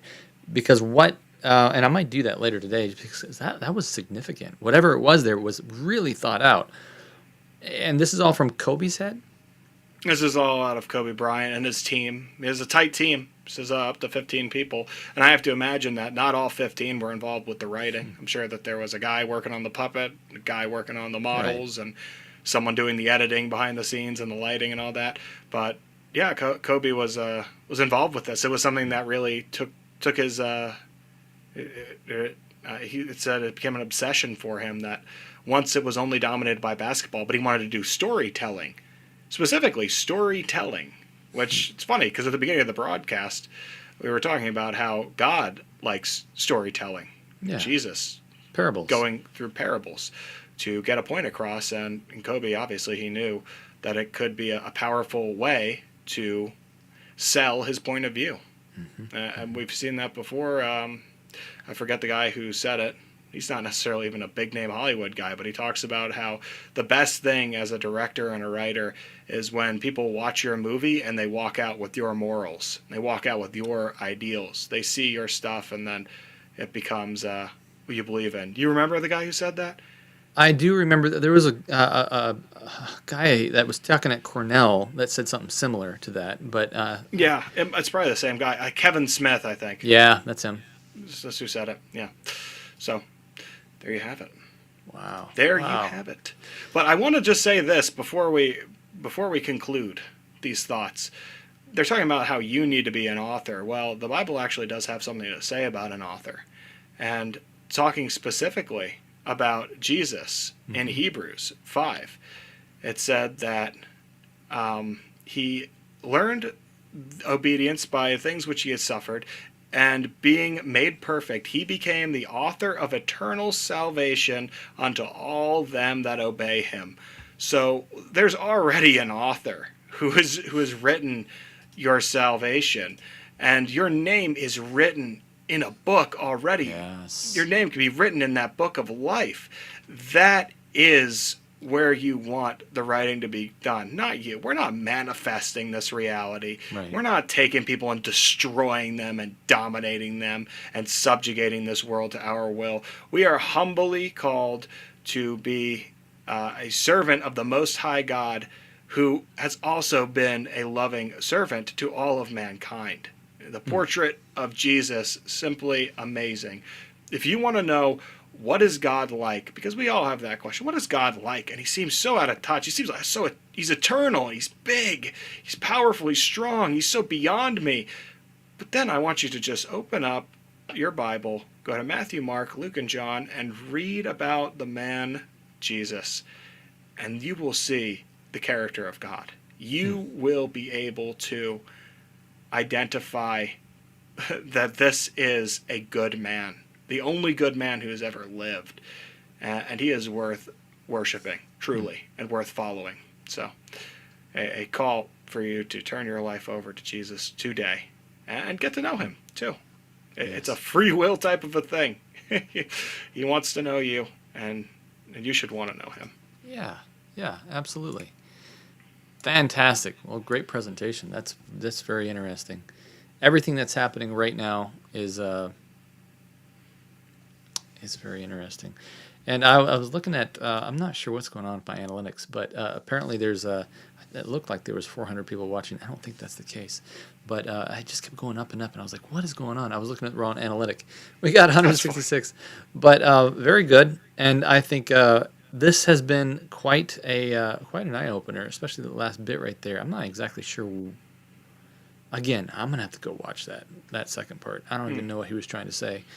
Yeah. But the full thing is on ESPN. It was a 10-minute long, and I chopped it up a bit, but not too much. The stuff I took mostly out of it was just the analysis of the basketball game that was happening. Like I said, there's a whole segment where it talks about those two players and they're interacting with each other, and it's like every time the defense tries to do something to counteract them, they just have an answer for it, and eventually they start using the language of like, yeah, you're praying to the basketball gods and all that weird stuff. But that's why I included that portion, because when I started saying that, I'm like, oh, come on, give me a break. we just did a magic spell to get here, and now we're talking about basketball gods and praying to them. It's just all right. Full circle. It just adds up, right? It just adds up over time, because some people will say, oh, it's not that big a deal, we're just being silly. It's like when I have a short list here, and all you've done is 10 minutes worth of video, and I can already say, well, you said that darkness is our greatest source of energy and power, that our inner beast lives inside of a dark muse cage inside of us that we need to get in touch with, and that hatred should be the love in our hearts, and that darkness is the light in our eyes. It's like, come on. Like, really, what do you think this is? You can't just write it off and say, coincidence. I'll let some things slide. Some people do things with their hands when they're talking, and I won't just say, oh, boom, that guy's throwing up satanic symbols, he's done. It's like, I gotta listen. What are they saying? If they're saying questionable things and using the hand signs, you got to make a question. Yeah, you got to blend it. But just be critical. Really, you can be critical. You can use fair judgment. And really, what is fair judgment? We're just hearing it out. We're just gonna listen. Solomon, when he was doing a good job of ruling, that's what he was doing. He was sitting in judgment. He would listen and pay attention to what was going on. This is the incident with the two prostitutes and the baby, and just looking at the reactions too. That's what he was looking for. He never intended to actually cut the baby in half, but he was saying, I'm going to say something so outrageous. Let's see who has the reaction. I'm just going to say this, and I'm going to listen. I'm going to see what's going on. I'm going to make a judgment here. Use some discernment. So very good. Anyway, great time. Thank you, everyone, for being here. We could look at the chat for a little while if you'd like. Yeah, sure. I'm up for that. Let's see. Was that called the Kobe Bryant show? What? Yeah. So she asked what was it was. It's just a one-off thing. It was called Muse Cage. You could just look up Kobe Bryant Muse Cage. There's a part 1 and a part 2 that is on. It's on. I'm sorry, ESPN's channel. You can watch them there. It's not his show. It was never like I don't know if maybe he wanted it to be a pilot and was hoping that it got picked up by ESPN, but it was kind of a one-off thing as far as I'm aware of. I think there are other parts to it, like 5 other parts, but he may have done them through like presentations, like live presentations. I don't know if it was anything more than that, but yeah, feel free to look. Canvas City is what it was called. Canvas City, Breathtaking. Canvas City, and then that's the Muse Cage portion of Canvas City. Oh, we got ourselves a little chat, do we? Yes, thank you so much. 5th super chat, Michelle Brown. Thank you. She says great presentation. And thank you, Michelle. Thank you, Michelle, for the super chat. That's how we continue. This was fascinating. I see Peter Taylor says, "Hi, Brad and Matthew. I believe those paintings that you were showing earlier are the painter scribing the upcoming Great Tribulation. Peter describing, yeah. So this is let me see. This is what I would say is interesting about that. If they are describing the Great Tribulation, they haven't exactly got, I think, the biblical message together. Yes, there's going to be a hard time on the world, especially so like the war sequence where there was a guy with the big gun and the sword and there's destruction all around. That's happening right now. That's happening right this minute. Two people in conflicts. So no doubt that that's something that's going to come to pass. But then when we were seeing all of those children bringing their weapons together with the nations coming together and crying out peace, peace, that is in the Bible, but that is not being described as God's people. That is the nations of the world who get together and they say, oh, peace, peace, we've overcome. And then they say that, and then sudden destruction comes upon them. And that sudden destruction is from the Lord. So maybe, I guess I agree with your comment. Yeah, they are describing the Great Tribulation that's coming. I question what side of the Great Tribulation are they on? Because as we said, there's a separation. There are two people who are going into this. And one comes out of it and one doesn't. So you can check that out for yourself. Rachel Walton says, this was interesting. I don't have forgotten where this is, but I believe what you say. It says, Roger Murnau says that those who angered the master died in horrible ways. I do remember that. I do remember now that you said that. She says, I wonder if Kobe's crash could have been something that resulted in... I've often wondered about people like that. I don't want to speculate too much about Kobe because I don't know if... I don't know. I don't know. It could have been... Because even in the Bible, Solomon... He writes that time and chance happens to us all. Time and chance, look that up. And so it's interesting that it's not just one thing that causes people to have terrible things that happen in their life. It could be time and chance. Essentially what that's saying is time and chance means you got some bad luck. That's how I interpret it. But another way is that, we do have spiritual entities working for us. Let me look up that, because someone's going to call me out and be like, what are you talking about, Brad? That's fine. Let me look that up. Take a look. Chance. I would say that, because even here, 26, Lucid says, could have been a blood sacrifice. Maybe I'm crazy, which is possible, LOL. Yeah, it could... The thing is, when it comes to people dying like that, it could be a lot of things, but I'd say, for me, my approach when I see something like that, the healthiest thing for me to do is just to say they died in a helicopter crash. That's the facts, as far as they've been presented to me. Because you can go down a lot of rabbit holes, you can think a lot of different things, but at a certain point you just got to say what happened. And on the other token too, when you're looking at this guy's work and you say, okay, he said what he said, these are things that Kobe Bryant believed, this was his belief system, and how he could be great and dominate and destroy people was through dark muses, and that's just what we've demonstrated. So I would say there's a good chance that when you're at that height and you die in a terrible, tragic way, there could be something to that. But here's that verse, Ecclesiastes 9:11. It says, the race is not to the swift, nor to the battle to the strong, nor the bread to the wise, nor the riches to men of understanding, nor favor to men of skill. But time and chance happened to them all. So everything does happen for a reason. I do believe that, but you can cause yourself time and chance happening, and also the devil can cause you to have some terrible things happen to you as well. And so there's many facets to this, because if you think that way, and I've often thought that, you also will fall into the dangerous path of, well, look at him over there, he's so rich. God must be doing favor on him. Because the opposite could be true. If you think that, terrible things that happen to people, which we know that's not always true, because look at Job in the Bible. But if you look at the other side too, he's so wealthy and he's so wise. The devil gives wealth. It's one of his favorite gifts. And he can really corrupt people that way by giving gifts of wealth. I mean, there's a crazy statistic out there where it talks about these billionaires. They won the lottery, and it just ruins their life, ruins them. And there's only a small percentage of people who actually manage that wealth correctly, and don't end up in worse state than they were before.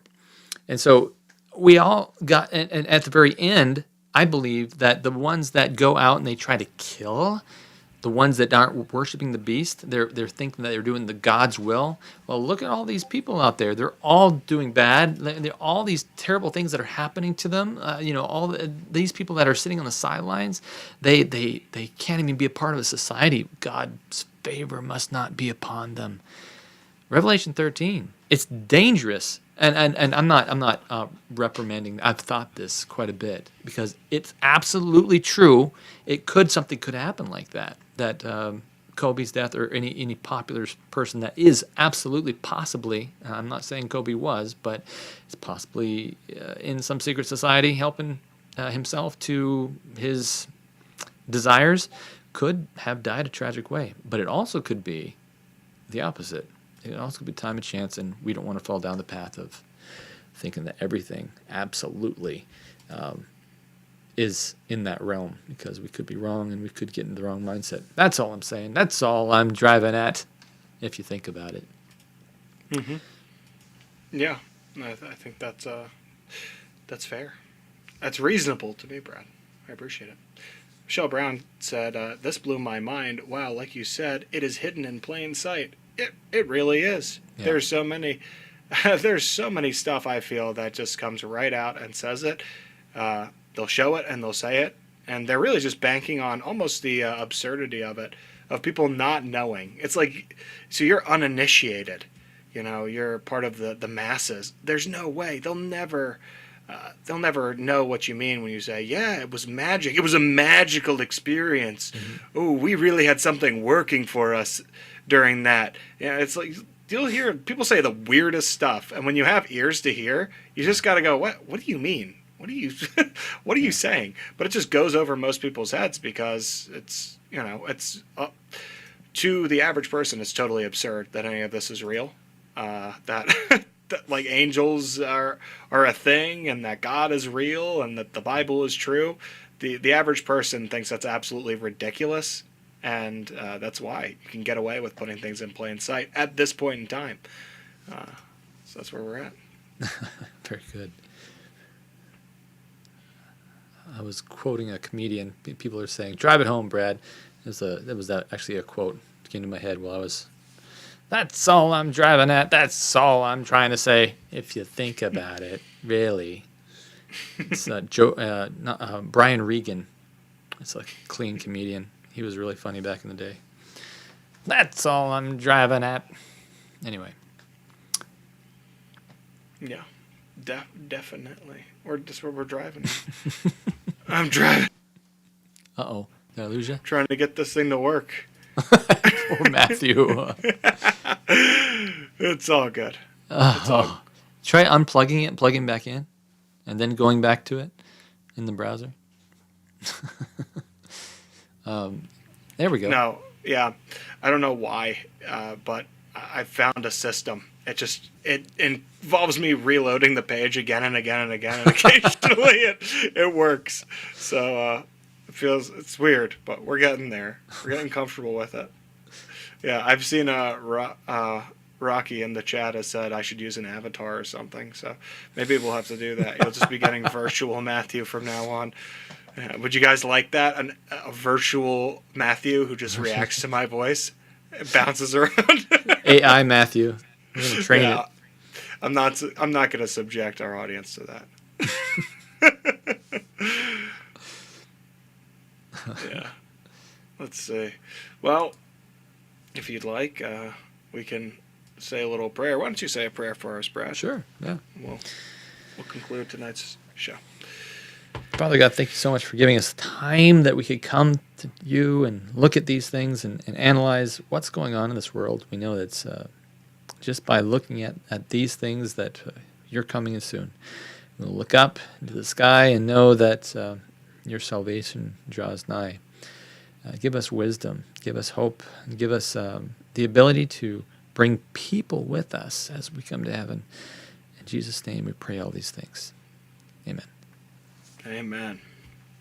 Yes. Thank you so much for watching tonight. Just leave a comment if you'd like on anything that you saw. Make sure that you like it. And if you're new here, feel free to subscribe. Sure helps out the channel. But we'll be back again, and we really appreciate you. Draw closer to God, and He will draw closer to you. You stay nice and safe and cozy by the fireside. We love you. Thank you. Good night. And no musings. No dark musings. Okay, we're off. Nice.